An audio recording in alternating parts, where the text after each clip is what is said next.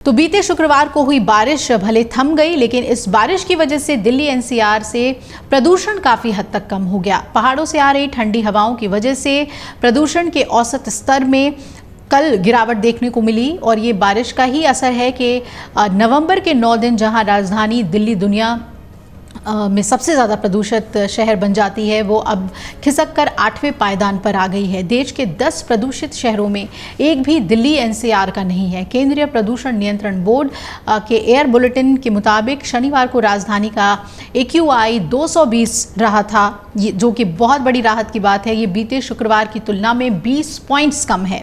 NCR के कई शहरों में तो प्रदूषण का स्तर सामान्य भी रहा और दिल्ली का एक भी एरिया बेहद खराब स्तर पर नहीं रहा। दिल्ली के 24 एरिया में प्रदूषण खराब और 10 जगहों पर सामान्य स्थिति में था। वहीं बिहार के शहर इस समय सबसे ज़्यादा प्रदूषित चल रहे हैं। वहाँ पर AQI के मुताबिक 11 नवंबर को राजधानी में यानी कि पटना दुनिया का सबसे प्रदूषित शहरों की लिस्ट में 8वें पायदान पर रहा। इस लिस्ट में अब कोलकाता दुनिया का सबसे प्रदूषित शहर है। टॉप 10 प्रदूषित शहरों में भारत के 3 शहर हैं, दिल्ली, कोलकाता और मुंबई 9वें पायदान पर है। मौसम विभाग IITM पुणे के पूर्वानुमान के मुताबिक अब 12 नवंबर को प्रदूषण का स्तर वापस बेहद खराब हो सकता है, यानी कि दिवाली के बाद प्रदूषण में बढ़ोतरी देखने को मिलेगी। इसके लिए आप सावधान रहिएगा। इसके बाद 13 और 14 नवंबर को ये गंभीर स्थिति में पहुंचेगी। इसके बाद भी अगले 6 दिनों तक ये गंभीर से बेहद खराब के बीच ही रहने वाला है।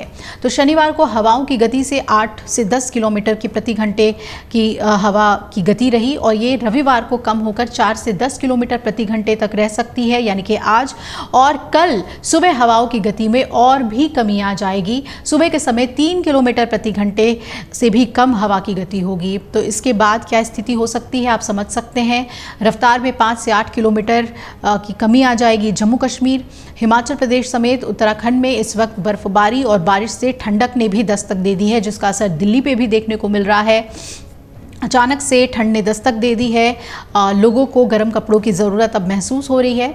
मौसम में आए बदलाव के बीच हुई बर्फबारी से कश्मीर का सड़क मार्ग से देश के अन्य मार्गों से संपर्क टूट गया है। आपको बता दें कि हिमाचल में मनाली लेह मार्ग और अटल टनल बंद करनी पड़ी है बर्फबारी की वजह से। वहीं उत्तराखंड में बद्री केदार घाटी में भी बर्फ की सफ़ेद चादर देखने को मिल रही है और यहाँ पर तापमान -9 डिग्री नीचे तक चला गया है।